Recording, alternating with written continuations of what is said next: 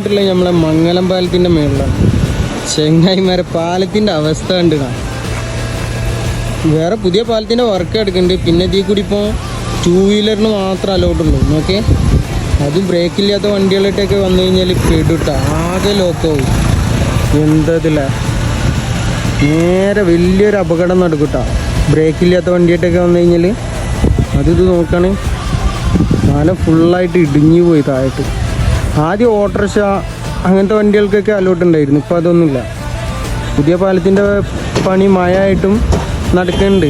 അതിൻ്റെതായിട്ടുള്ള ആൾക്കാരും വർക്കിനുള്ള ആൾക്കാരും ഒക്കെ ഉണ്ട്. JCBയും കാര്യങ്ങളൊക്കെ ആയിട്ട് പണി സ്പീഡാക്കിയിട്ടുണ്ട്. നോക്കണം, എന്തല്ലേ